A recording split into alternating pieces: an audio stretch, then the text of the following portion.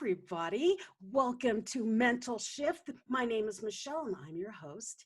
Now, what is MentalShift? MentalShift is a podcast that evolved from a radio show. And basically, what I found is there are so many interesting people doing amazing things, and they're so quiet. And so I wanted to bring more people into this platform of what were they doing and what had them cause, or what caused them to shift their mindset, the mental shift, into doing what they do now. And so today I have a wonderful lady. I am meeting her for the very first time. We have a few people in common that we know, and then we found out we knew even more people in common. Please welcome Delo Fercho. Hello, Delo. Hi. Thanks for having me on here.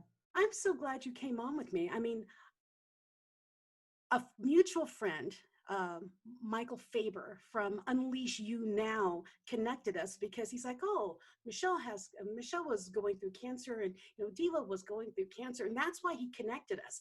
And when I looked upon your profile, I realized that you were also connected by Deb from the Pink Sisters.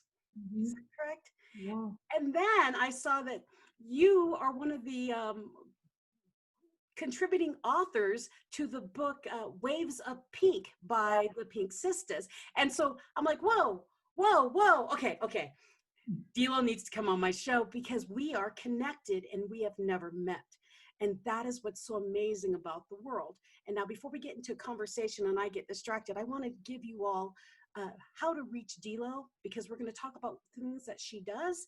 And I want you to be able to look her up and find her immediately before you forget, okay? Because her name is very different, and I know you're all spelling it wrong. Go to www.delo,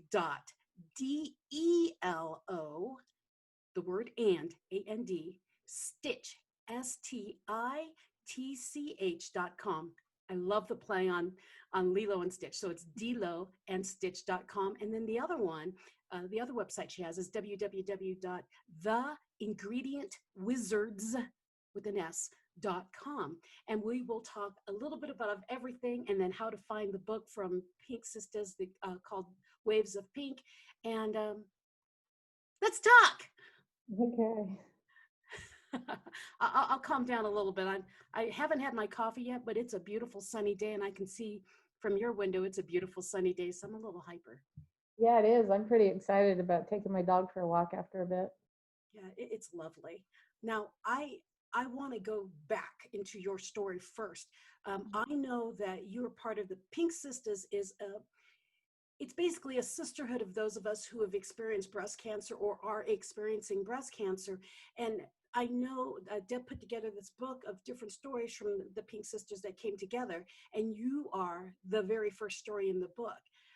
Do you want to share a little bit of your experience and what your mission is now? Because your mission has shifted. Mm-hmm. Please share.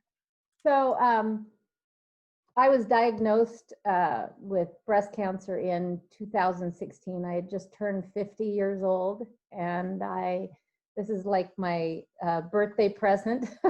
Hey, guess what's here? Cancer came knocking. So the type of cancer I had was DCIS, ductal carcinoma. The only treatment I could do was surgery. So the only treatment that was available to me was just a mastectomy. It was going to be a single mastectomy. I had rather large breasts at the time, and so I said, what are you going to do with the other side? They said they could go in later and do the other side. I said, no, let's do everything now, because I only wanted to recover once. So at surgery, they did immediate implants, and I felt, oh, wow, let's go back to normal. I joined a dragon boat team, all breast cancer survivor, and in Portland, Oregon. And then I started doing CrossFit, and then all of a sudden I couldn't do anything, and I couldn't walk. I went to the doctor several times. They couldn't figure out what was the matter with me. And then I joined another Facebook group. Somebody said, have you ever heard of breast implant illness? And I said, wow, no. like all of a sudden what? I had even gotten tattooed nipples back. I felt like a woman again, and I did the research, and sure enough, I had breast implant illness. So I had them removed. And in the meanwhile, when I was going through all this, I got to go to you mentioned Pink Sisters, and I'm in the book, and I got to go to a retreat with Pink Sisters, and they pampered me, and the retreat is free to breast cancer survivors. And it was so great because I didn't have to do anything. And they fed me for the weekend, and Deb Hart was just extraordinary. And so when the opportunity came to tell my story in the book, I jumped at the chance, because if it could get the story out and make retreats available to other women, that became my mission to make a difference for other people, because I am the kind of person that seeks out how to make a difference, and some other people just don't know where to start. Yeah. So I started yelling, hey, breast implants can make you sick. And so that's been my thing. And so I love to hear stories when people don't have any issues. But as I got more educated and did more research about it, I didn't do that until after I got the implants out. And then I really started learning a lot about it. And then I've only had them out since, for 8 months or something. It was September. Okay. Yeah, of 2019. So this is May of 2020. Yeah. Okay. Yeah. Well, I had, I can't remember. I have a brain injury, so I can never remember if it was DCIS that I had. I had Paget's disease of the breast, and I was diagnosed in October 31st of 2017. And then they removed them in December. And I didn't want them to put anything because they couldn't find the origin cancer. That was the big deal. They couldn't find it. And then I didn't get rebuilt until April of 2018. And so when I heard your story, I'm like, breast implant disease, what the heck is that? Because I got rebuilt. And I'm like, and I've been holding off because I don't have the tattoos. I didn't do any of that because just in case. I kept saying just in case. Well, it's now 2020 and no just in case has happened yet. So it's like, okay, maybe I've made it through all of this. But I read a bit of I heard a bit of your story, and I'm like, yeah, I went 2 years without an issue.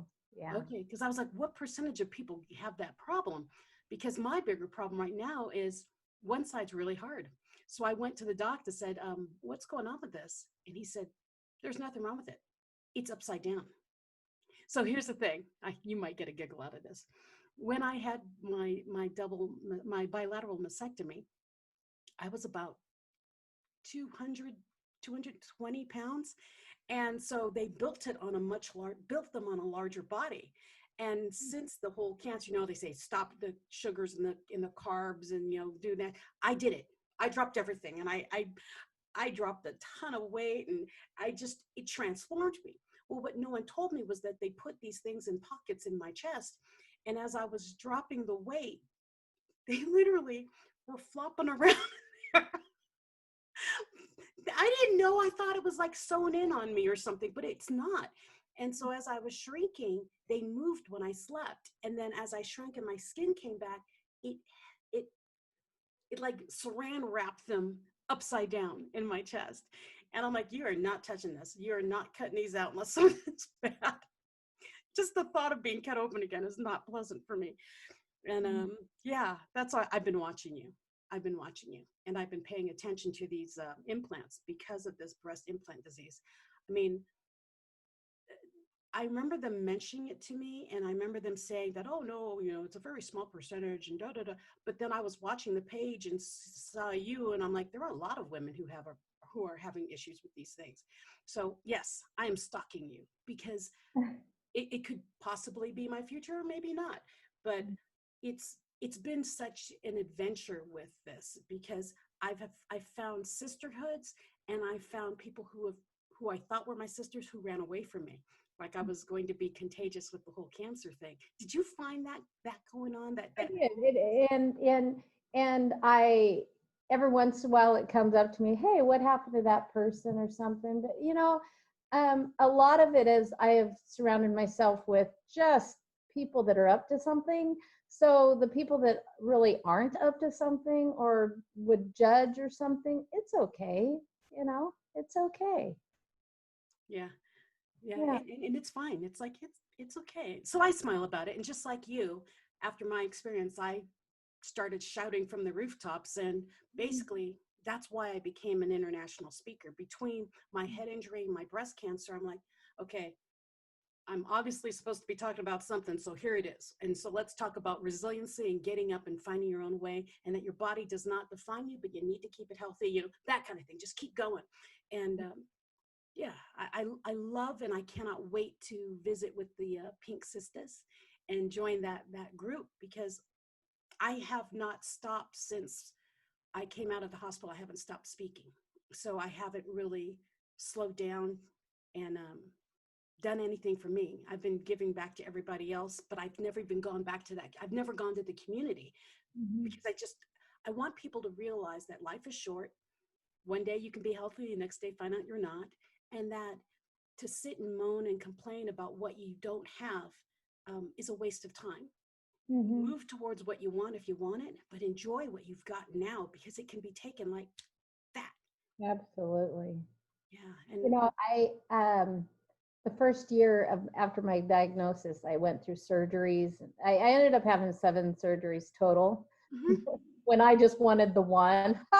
That was but anyway, it's done now. Let's say I'm on surgery 8 coming up. It's like, yeah, it's not fun, because all those times they put you out, it takes a little while to wake up. Anyway, so the first year that I had been diagnosed, I did Susan Komen walk, and all the when you come in, all the survivors get to walk a different certain way in, and they give you a pink carnation. Yeah. And I lost it. Like, they handed me a pink carnation, and I was crying, so, like, as in lost it. I didn't lose the flower.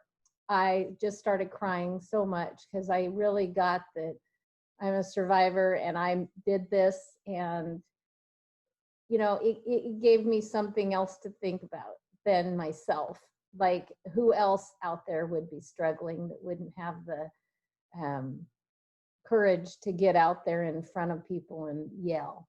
And so that it just kind of catalyzed something for me, and that was in my first year that I did that walk.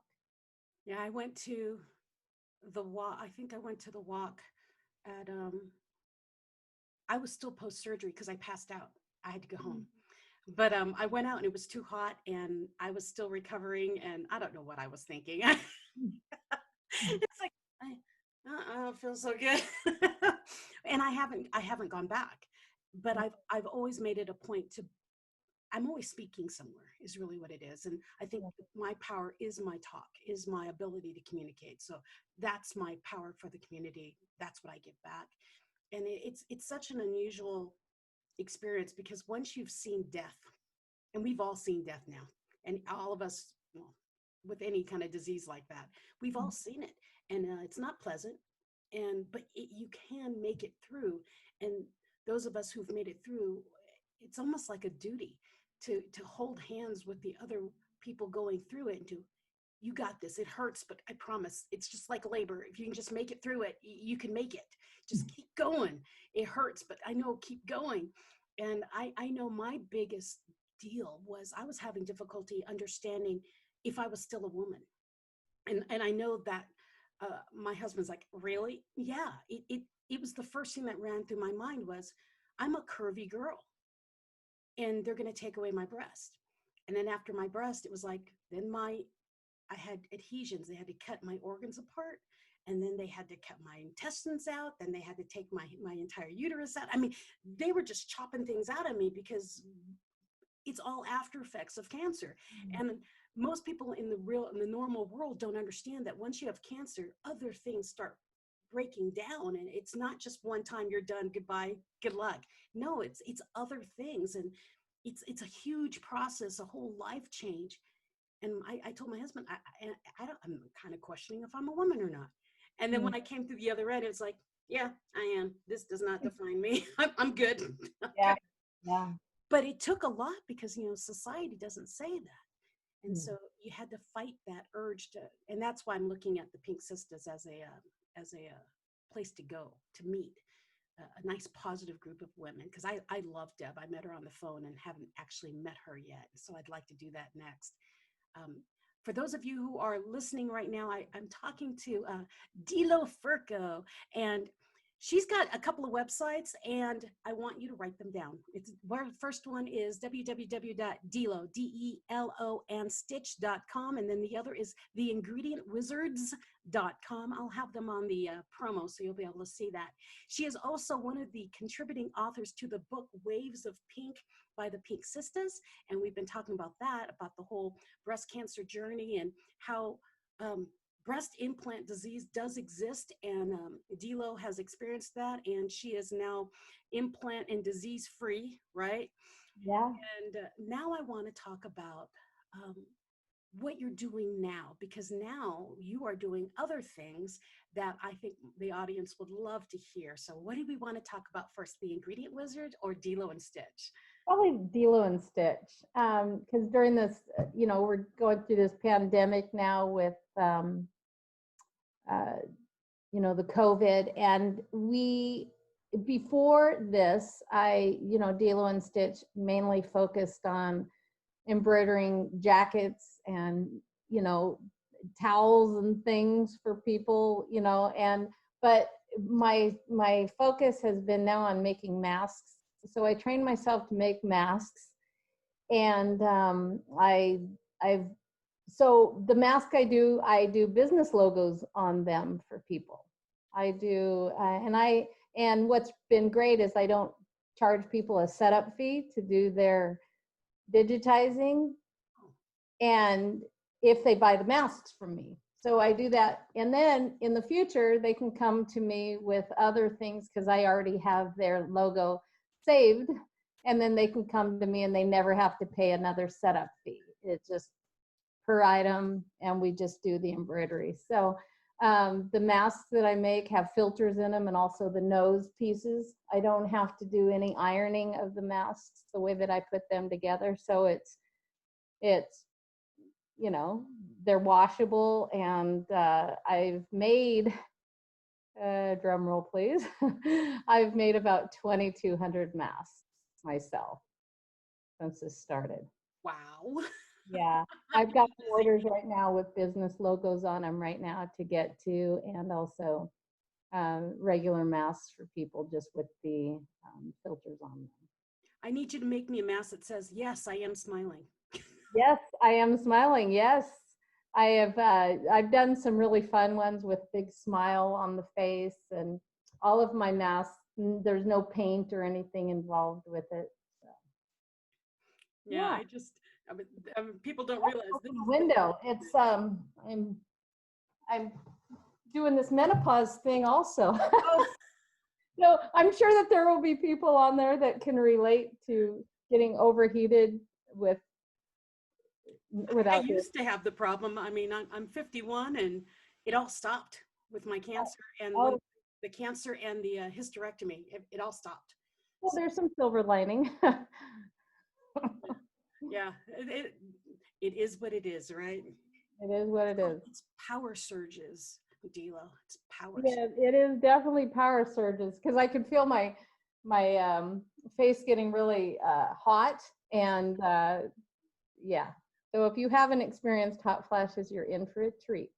So if you want to feel hot flashes, for those of you who are wondering what it's like, go get an electric blanket and sit under it, and then turn it to full blast and can't take it off. Just keep it. And make sure the heat in your house is already about 90 degrees. And then you'll experience the hot flashes where you just can't cool down. And then you cool down and the sun is shining on you. Put on an electric blanket. Yeah. It drives my husband. Everybody else wondering, asking you, are you okay? What's wrong with you? My husband will say, I thought you said you were cold. I was like, that was a minute ago. That was 2 seconds ago. Things have changed since then. Yeah, that's pretty funny because that's the other thing with the whole the power surge thing. Do it while you're sleeping in the middle of the night where you have to get up because you're too hot to sleep. Yeah, that's the most miserable part of it all. That was miserable because I'm in Colorado. So as soon as I'm so hot and I get out and it's freezing outside, or it's freezing when I open the window. So I'm freezing my husband out.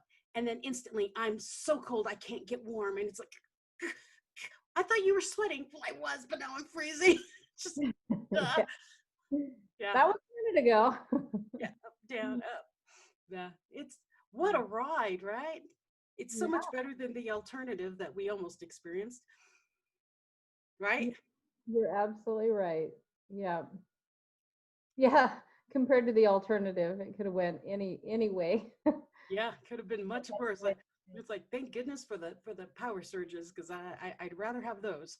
You know, one thing I was going to share with you, one thing that I read about the implants is that you're supposed to get an MRI like in the first 3 years and then every 3 years after that, and then get the implants out in 10 years. They only have a 10-year shelf life. And I was like, what?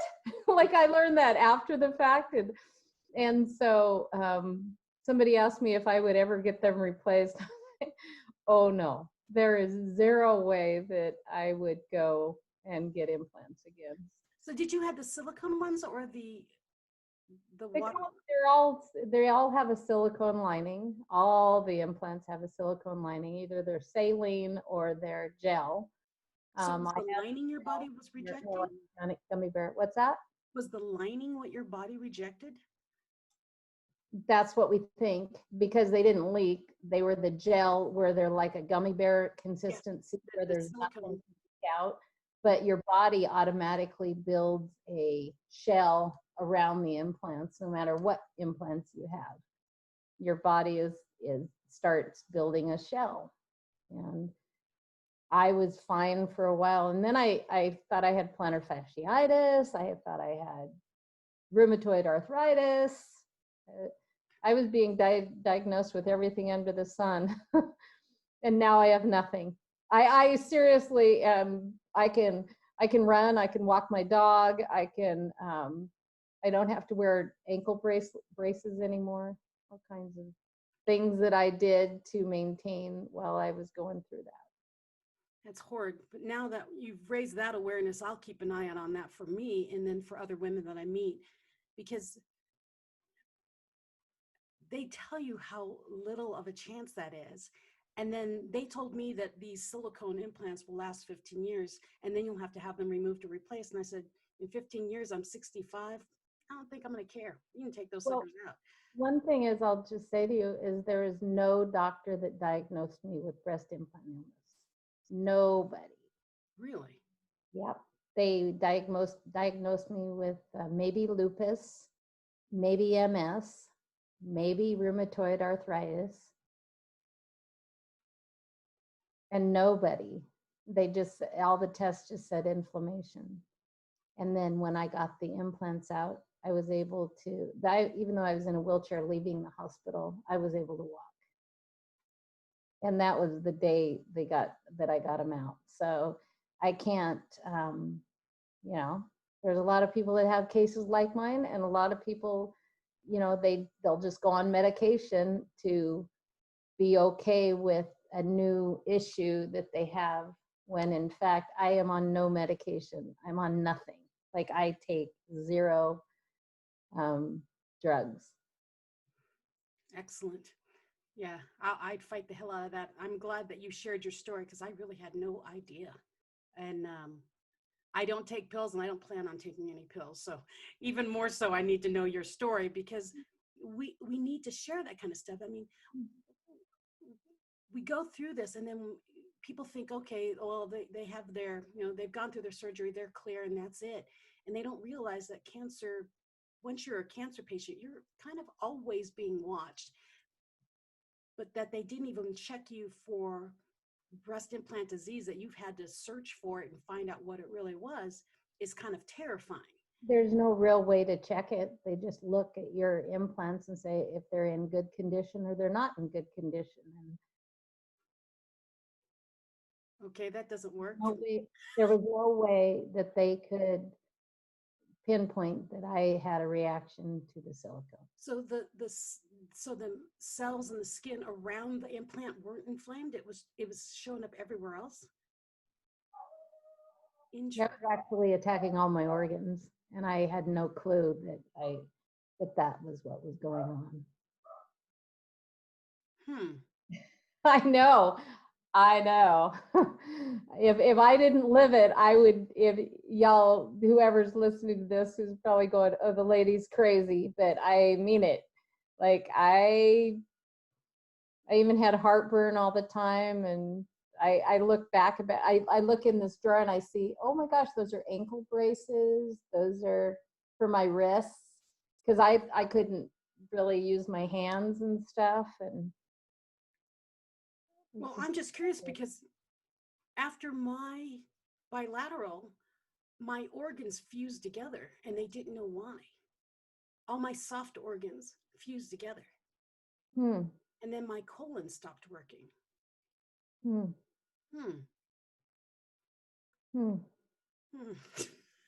Well, there was no explanation for that. They never gave me one. It just was. Crap.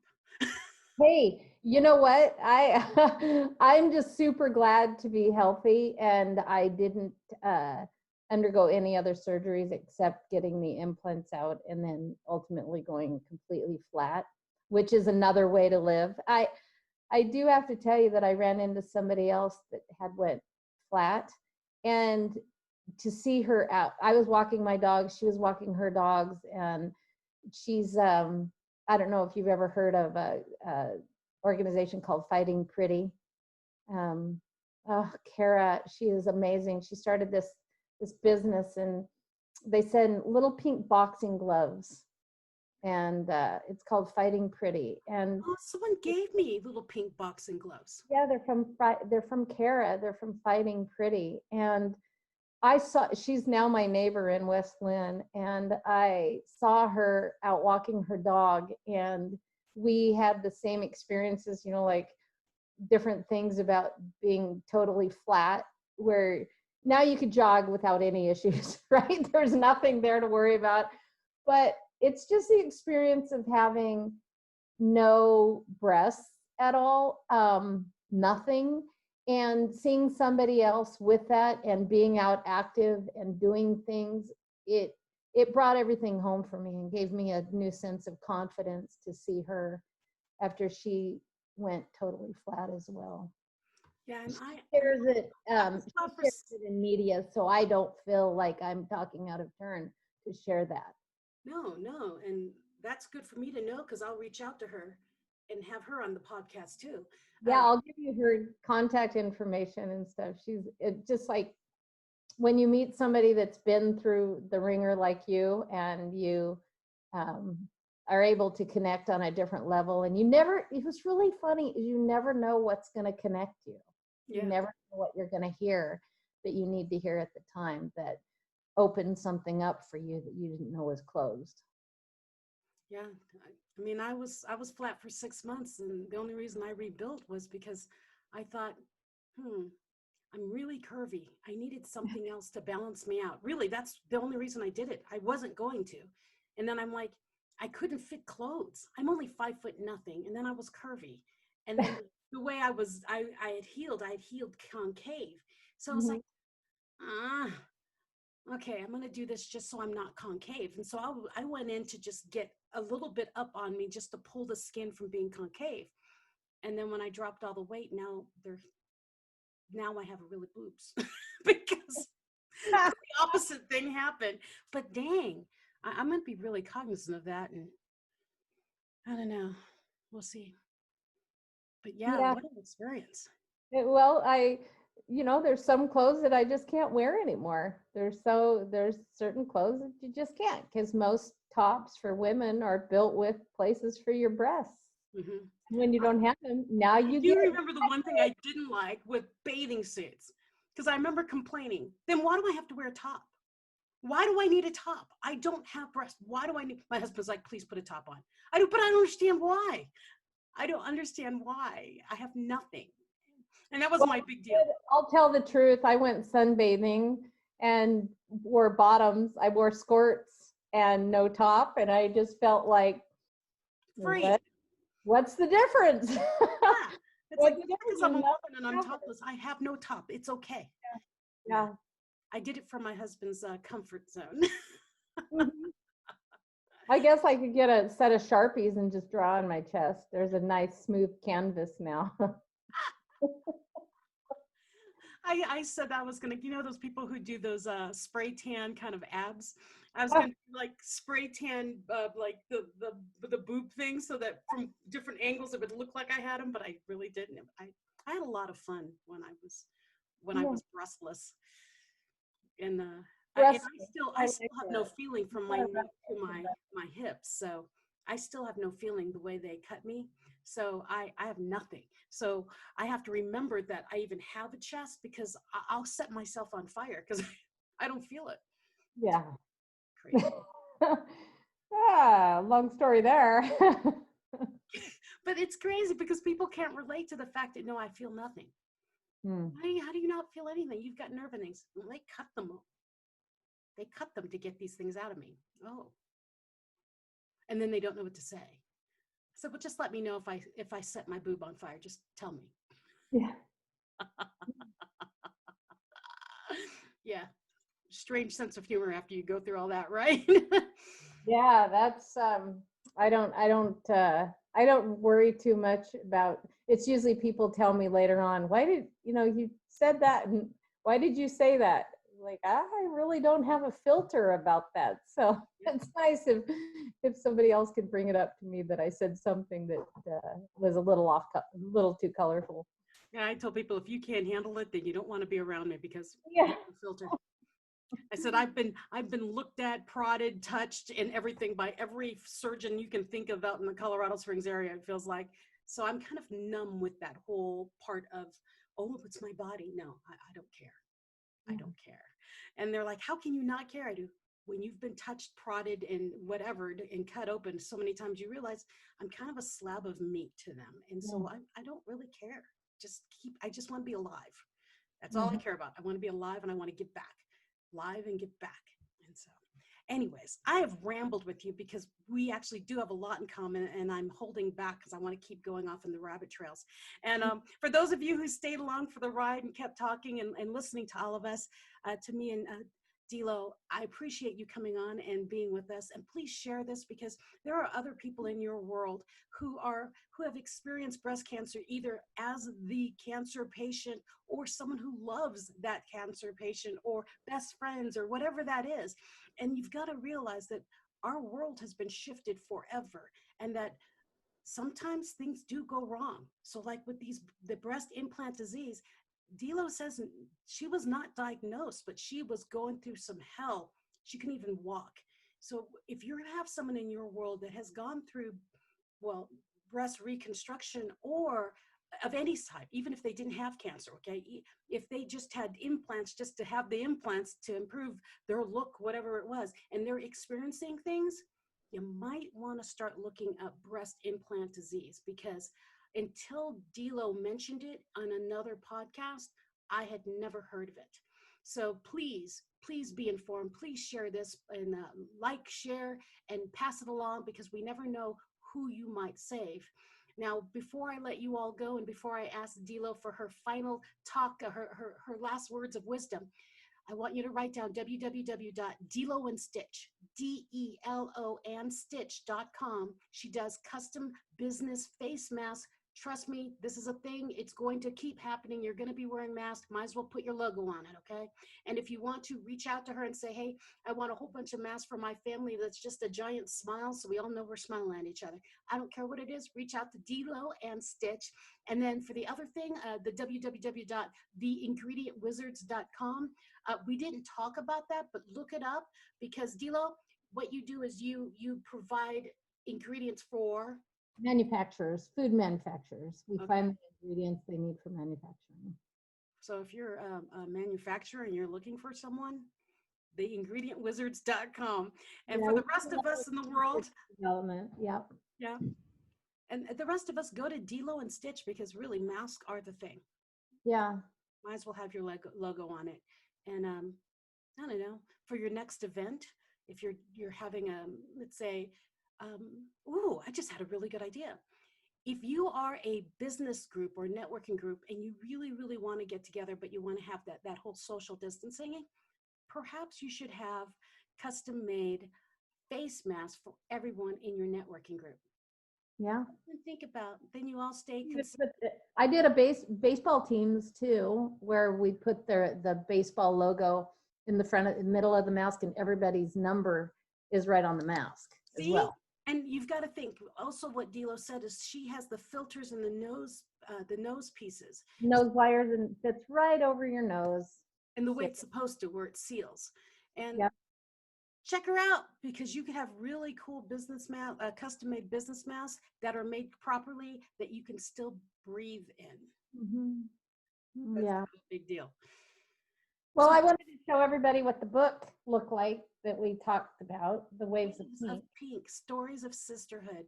I will ask you for an image of that book, and then we'll put it in the image share, so it'll be part of with your picture. For those of you who are listening only on Anchor or Spotify or iTunes or wherever you're listening on, she just held up the cover of the book, and you can see that cover on the image that you saw to advertise this entire podcast. So any last words that you'd like to share? Well, I'd like to say thanks for having me on. It's you gave me a really good reason to get up this morning. Yeah, and just be with you, be with the listeners, be with people, get the story out. Maybe if I could save one person from going through the misery that I went through for several months before I got my implants out, just maybe that would make this whole thing worth it, if we could make a difference for one person. You already have me. You're going to make me cry, Michelle. Don't cry. It's important to have shared that. And my audience is wide and broad and across the world. So I wanted you on the show because it's something I read a lot, and I never heard of it. So that's why I wanted you on, because it's a quiet hush hush thing that happens that no one wants to talk about or admit is happening. And in the world of social media, where everybody's perfect and everything's fine, they don't want to look at the possibility of bad things happening when everything's perfect and everything is fine. And so that's part of what we do with MentalShift, is we share stories where things aren't always hunky-dory perfect, but you can make it through it, and it's okay. Yeah. So thank you, Delo, for joining me. And for those of you who just turned in, you're like, oh my gosh, I missed the show. Yes, you did, but there's a recording. You can push the button and go backwards. And I've been speaking with Delo Fercho, and she is one of the contributing authors for a book called Waves of Pink by the Pink Sisters. It's those of us who have survived breast cancer and our experiences of what we dealt with. And with Delo, she was dealing with breast implant disease. And so she has a very different story than a lot of us, because some of us are just wondering what the heck is next. If you want to learn more about Delo, and she does custom design business masks, you can find her at www.delo, D-E-L-O, and stitch.com. And I think that's all I have to say. So for those of you who joined us, thank you so much. Please like and share, because this message is so important. There's so many of us out there who can be easily affected and not even realize that we are being affected by a breast implant disease, because it's really not being talked about. So be the best version of you. Please share, love, care, go enjoy life and lift other people up. Bring a smile to someone else's face. So be the best version of you. And until next time, TTFN. Ta-ta for now.